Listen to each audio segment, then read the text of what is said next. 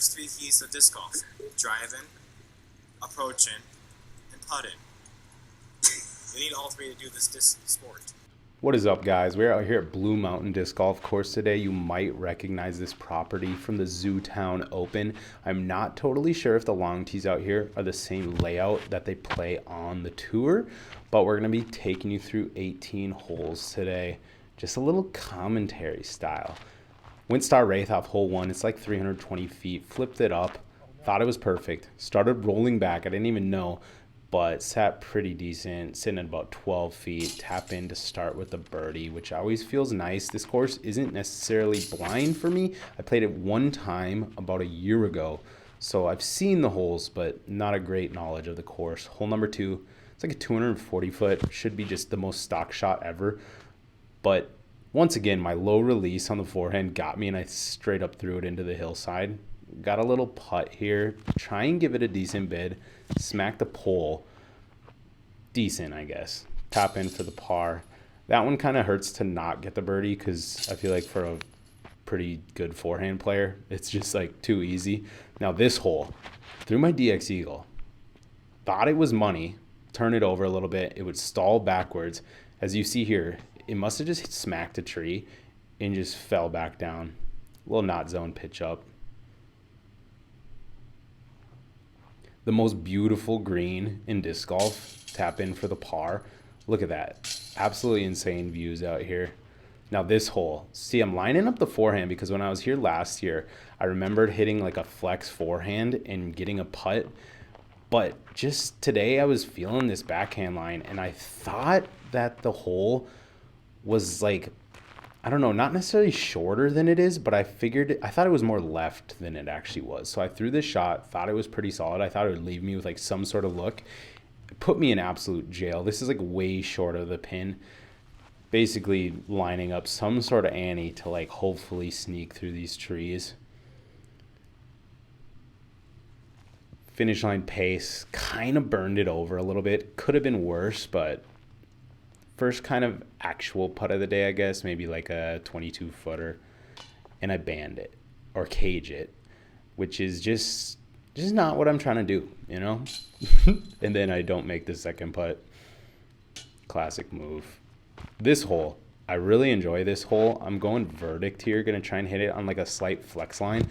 I wish I'd had a better angle because this was probably one of the prettiest like forehand flights I've seen in quite some time. Slight little ace run behind the basket. You can tell I liked it there. This is kind of the first putt here where I'm like, I need to get a confidence booster and nail this one. And I just smack it dead center. That was probably one of the better feeling putts I've had recently. Got a little nerdy there. A little nerdy on the greens. This hole I'm going Eagle L. Trying to hit it flat right through that center gap that you'll be able to see where the basket is. And I actually shanked the shit out of it. I'm not even going to lie.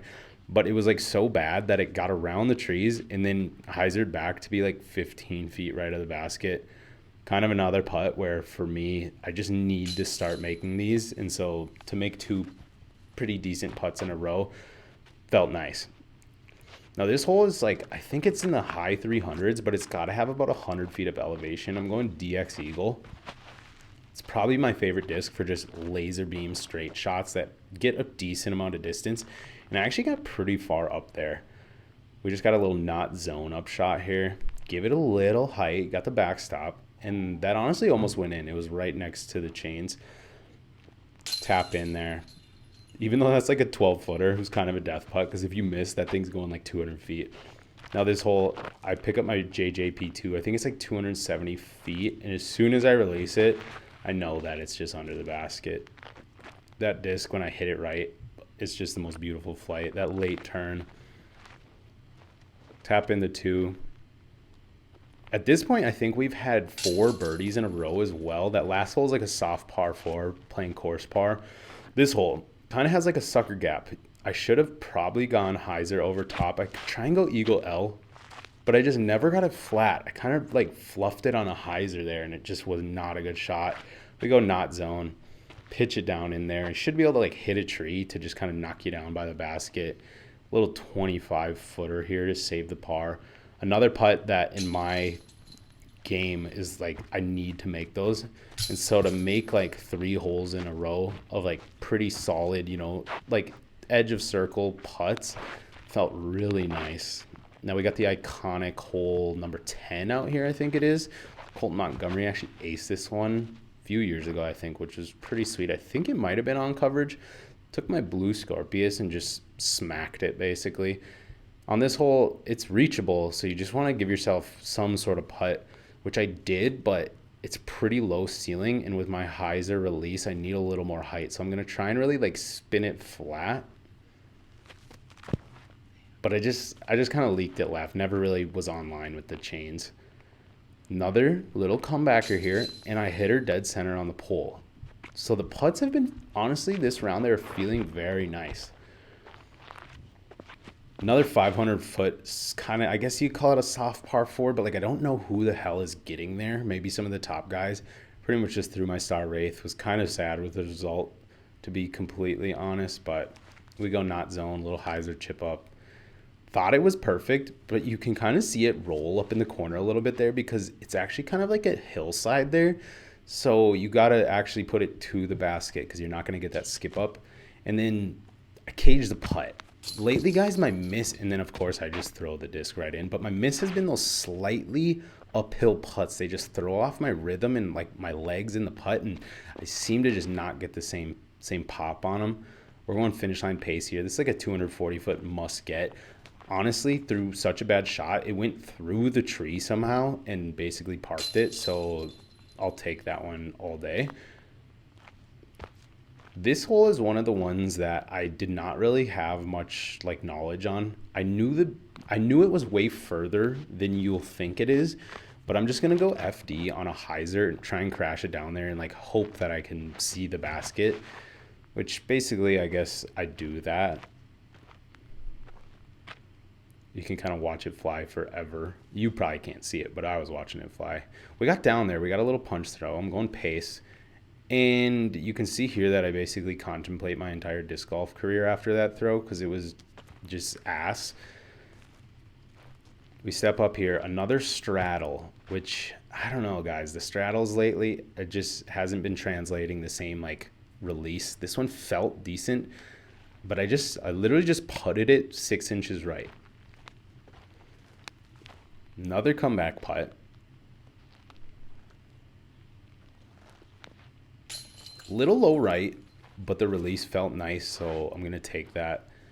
This hole, I walked up and I saw this little frame right here, like, and I knew that's the angle I had to shoot it at. It's just so beautiful. The sun shining through, tee-pad looking green.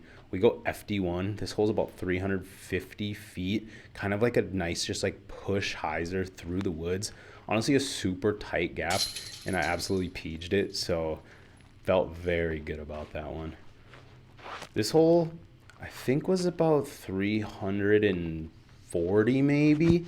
I'm going Star Wraith here. Usually I would go Firebird, but it's slightly uphill. Not like anything crazy, but maybe like 10 feet of elevation. I just thought the Wraith would give me the extra little push, which it did. Left me a solid little putt. And once again, I kind of just like pulled it a little right. Like the release, everything felt good. Of course, like guys, just throw your driver up and it goes in every time.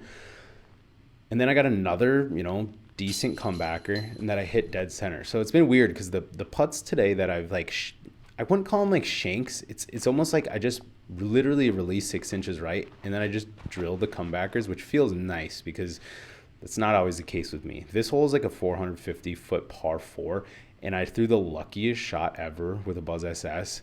Got so sneaky. It was a nice throw, but it was a little tight left, and it just didn't hit a single tree.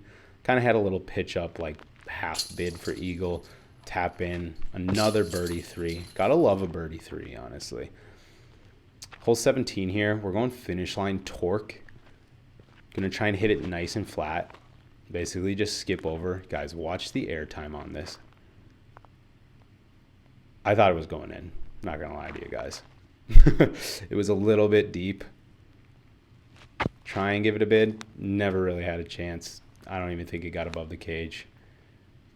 Tap in the par for like, or tap in the par at like 60 miles an hour from 10 feet away. Classic move. Hole 18 here says it's like 310 feet. I'm going beat up Firebird, but I could have sworn UDisc was lying because I thought it looked more like 350. So I kind of smack on it. Ended up being a good throw, but you'll see, yeah, right there, I smack a tree down, and I guess it leaves me with maybe like a 45 footer. Really wanted to hit this one because I could see the basket around the tree. It wasn't like totally in front of the tree getting blocked. I just wanted to give this a good bid. Out of the hand, I thought that was in 100%. It felt so clean. Just dropped a little bit early.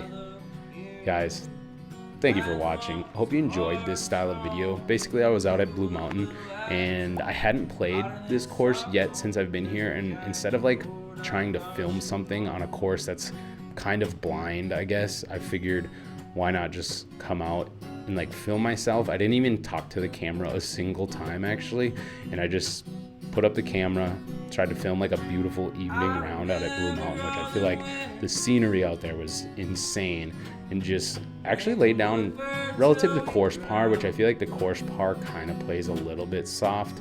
Shot a 9 down bogey free, which honestly pretty solid little track right there for me. So happy with that round. Gonna be back out at Blue Mountain filming some more content, but hope you guys enjoyed this style of video. Just a little bit of commentary over a beautiful evening toss out here in Montana. Thanks for watching, guys. We will see you in the next one.